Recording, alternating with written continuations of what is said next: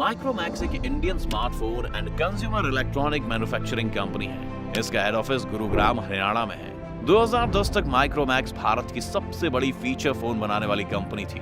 इसके साथ साथ 2014 में दुनिया की 10वीं सबसे बड़ी स्मार्टफोन कंपनी की लिस्ट में भी इसका नाम शामिल किया गया था। 29 मार्च 2000 में राहुल शर्मा, राजेश अग्रवाल, विकास जैन और सुमित कुमार ने मिलकर माइक्रोमैक्स कंपनी की नींव रखी। शुरू में तो ये कंपनी सिर्फ एक सॉफ्टवेयर कंपनी थी और इसे माइक्रोमैक्स सॉफ्टवेयर के नाम से रजिस्टर करवाया गया था।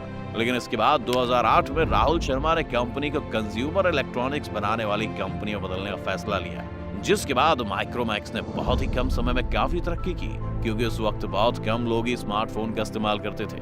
इसलिए कंपनी का फोकस कीपैड फोन पर ज्यादा था और बाकी के मार्केट में अवेलेबल ब्रांड्स की तुलना में माइक्रोमैक्स काफी बजट फ्रेंडली फोन मार्केट में ला रहा था। तो 2015 तक माइक्रोमैक्स ने बहुत तरक्की की।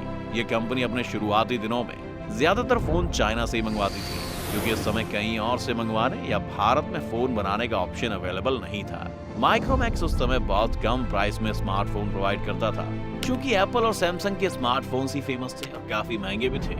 इसीलिए भारतीय मार्केट में इसके स्मार्टफोन्स काफी फेमस होते गए। 2014 एक ऐसा समय था दोस्तों, जब माइक्रोमैक्स ने सैमसंग को बीट करते हुए सबसे ज्यादा सेल्स की थी। माइक्रोमैक्स के फोन इंडिया के विलेज एरियाज में ज्यादा सेल होते थे, क्योंकि ये कम कीमत के थे और कीपैड फोन की अच्छी रेंज प्रोवाइड करते थे और गांव में इलेक्ट्रिसिटी की प्रॉब्लम होती थी, तो उस वक्त माइक्रोमैक्स काफी ज्यादा अच्छी बैटरी बैकअप देता था और उस वक्त 3G डेटा काफी महंगा होता था। इसलिए लोग ज्यादा वैरायटी में हाथ नहीं आजमाते थे और तब तक इंडिया के मार्केट में 4G भी नहीं आया था। लेकिन जब सितंबर 2016 को इंडिया में 4G आया और रिलायंस जियो ने पहली बार अपना 4G प्लान इंट्रोड्यूस करवाया, जो कि जियो के मार्केटिंग स्ट्रेटजी के कारण शुरू में फ्री कर दिया गया था, तो पूरे इंडियन स्मार्टफोन मार्केट में 4G फोन्स की काफी ज्यादा मांग बढ़ गई, क्योंकि फ्री चीजें किसे नहीं पसंद। लेकिन अचानक 4G launch Indian mobile brands के साथ साथ माइक्रोमैक्स के लिए भी बहुत बड़ा झटका था, क्योंकि तब तक ऐसी टेक्नोलॉजी इंडिया में नहीं आई थी जो खुद के 4G स्मार्टफोन्स मैन्युफैक्चर करे, और किसी को भनक भी नहीं थी कि इंडिया में 4G इस तरह कदम रखेगा। और तब तक माइक्रोमैक्स ने ऑलरेडी बहुत सारे 2G और 3G फोन्स के स्टॉक चीन से मंगा लिए थे। इसलिए माइक्रोमैक्स ने सोचा कि पहले 2G और 3G फोन्स के स्टॉक निकाल लेते हैं, पर उनकी स्ट्रेटजी बिल्कुल भी काम नहीं आई और उनकी बिक्री नहीं हुई, क्योंकि जियो के 4G नेटवर्क लॉन्च करने के साल भर पहले ही इंडियन मार्केट में Xiaomi अपने बजट फ्रेंडली 4G फोन्स के साथ कदम रख चुकी थी और कस्टमर्स को फ्री 4G डेटा मिल रहा था।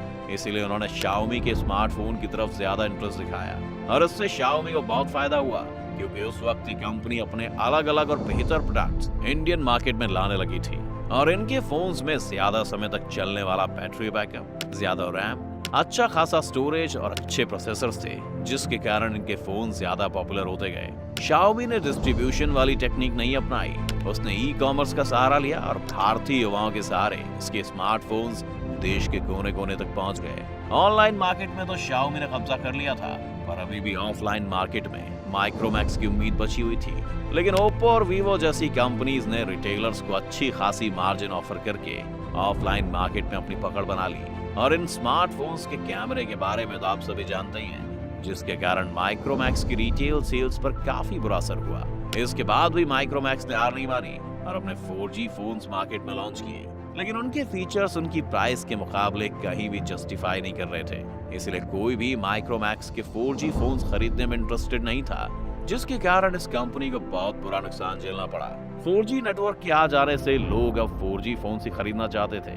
इसी के चलते चाइनीज ब्रांड जैसे कि Oppo, Vivo, Xiaomi आदि की इंडियन मार्केट में शानदार बिक्री हुई। इन ब्रांड्स के पास पहले से ही डेवलप्ड 4G टेक्नोलॉजी थी, इसी कारण इन्हें भारत के मार्केट में अपने 4G लॉन्च करने में बहुत ही कम समय लगा।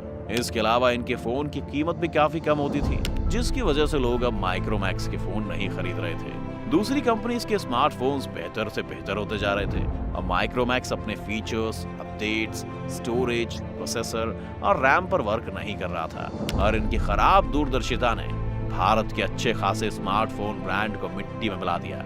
इसका बुरा प्रभाव हमें इंडियन ब्रांड्स के मार्केट शेयर में देखने को मिला। मार्केट में अब इंडियन ब्रांड्स ना के बराबर हो गए थे।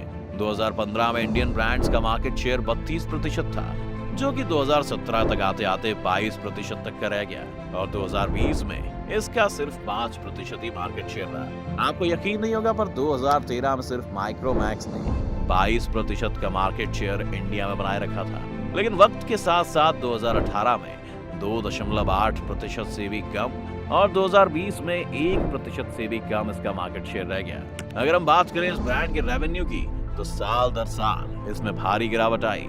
2016 में जहां इसका रेवेन्यू 9,825.46 करोड़ था, वहीं 2017 तक आते आते इसका रेवेन्यू 5,640 करोड़ का रह गया और 2018 तक तो सिर्फ 430 करोड़ का रेवेन्यू रह गया। माइक्रोमैक्स ने अपने प्रोडक्ट्स के प्रॉब्लम पर वर्क नहीं किया और मुंह की खाई।